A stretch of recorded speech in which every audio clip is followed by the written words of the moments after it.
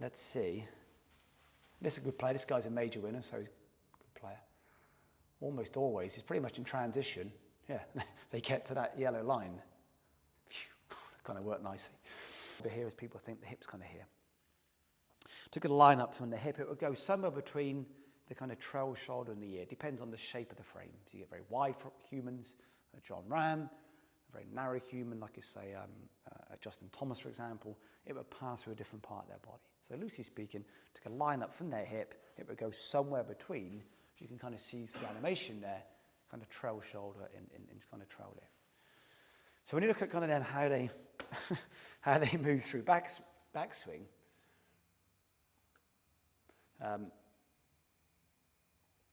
almost always, sorry, I'm going to keep tripping over this. Almost always, lead shoulder will get to that trail hip at top of backswing. I was saying to a guy the other day, I forget where it was now, so it's been a busy few weeks with travel, so I forget, apologies for this. I was saying to someone that not all rotations are made equal, so let's just say these romantic concepts sometimes are 90 degrees of rotation. Where that came from, do you know what, who cares, it doesn't matter. 90 degrees of rotation at the top. But there's multiple different ways of achieving that 90 degrees. We all do it in our own little way.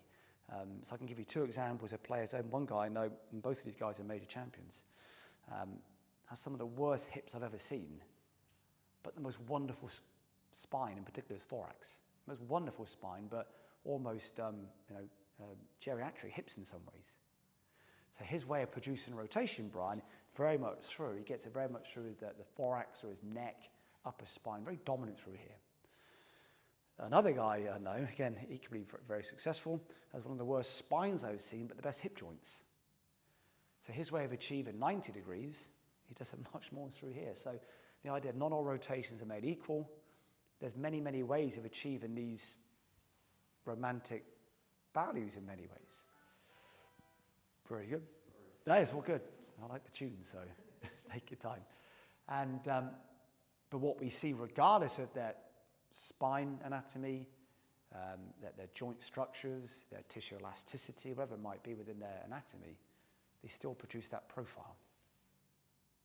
Or we can look at it, say, this is where mirrors can be nice. You might say, as I look at the mirror here, my kind of hips on a certain golf ball on the bucket there, so but kind of my lead shoulder will kind of get to that as I see it, the ball on the bucket there.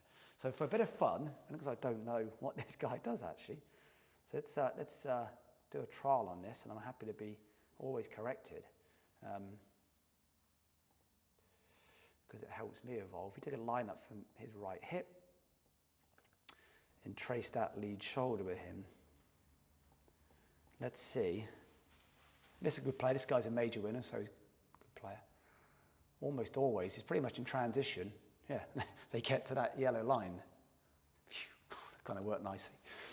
Could have been embarrassing one there this morning. So it's almost absolutely at that point in time, they move into transition. Now, why is that again? I don't know. Again, I'm not that good, unfortunately. I don't know the answer to these questions. All I'm really feeding back today is the observations that really I observe around these very established players. So the lead shoulder never goes beyond that point? In some cases, yeah. Kind of okay. More so, we get a driver, for example, maybe. But I looked at that, was my question. Surely with a wedge or full wedge shot.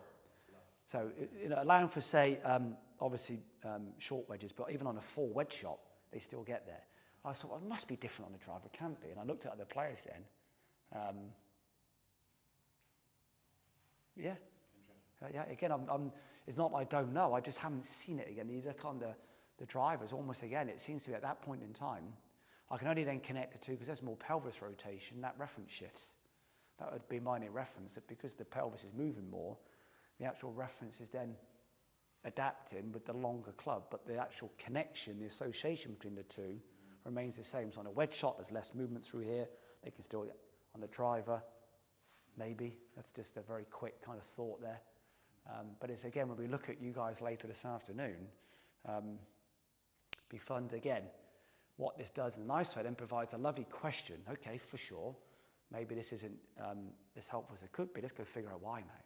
And that leads us into, we had some pretty cool discussions with two guys at the end, and particularly yesterday, got a little bit kind of esoteric at some point around some very mad areas, but these guys kind of knew this, and then we really start to figure out why they do what they do is, some pretty mad stuff. It goes back to, most things go back to kind of day one or childhood and early experiences and what you watch and who you listen to and what you read in my generation and who you believed to be the real, in my case it was Nick Fowler. I grew up watching those Ledbetter videos, and I'm still trying to resolve now, 38 years on, the stuff I watched as a 13-year-old back home watching these tapes at home kind of doing this stuff, and I wonder why I'm so slow at my stage in life now, because I'm watching and pausing those tapes, because that was my perception of it's Nick Fowler, therefore it's right.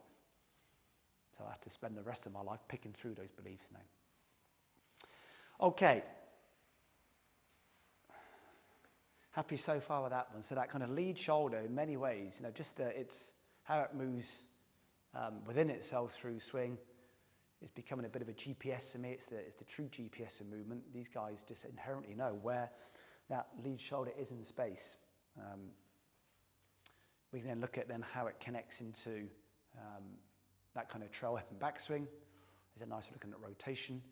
And I will actually get you guys to do a couple of little kind of things to play with this now to really encourage this. And I know we may have done these last year, so more for the new guys in the room today. We'll go through certainly, let's do certainly 2 movements I give many people. These are my little kind of, do you know what, just eat broccoli, why it's good for you. Those kind of drills. So we'll get you guys to stand up, and now we're just going to find a bit of wall space. And I'll give you an example first of all, then you can find some space and do this yourself then. So I'll let you guys kind of gather around and watch me. Again, this would be when you get players and you're kind of looking at backswing, and for whatever reason, again, some days I'm just a bit, clearly I'm not there that day, that I just get a bit stuck. Do you know what, do this drill, because it just seems to work. Why it works, we can go into later on, but it just seems to work. And I kind of learned that humbly presenting years ago.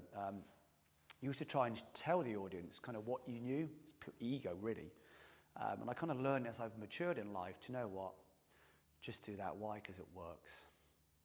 I present very differently what I did 10 years ago when it was like, look at what I can do, and just pure ego, really. You kind of shift a bit now. It's like, that just works. Just do that. And it's a bit like that, the drill. So we'll get you to do this now. So left foot on the wall. So for left-handed guys, other way around.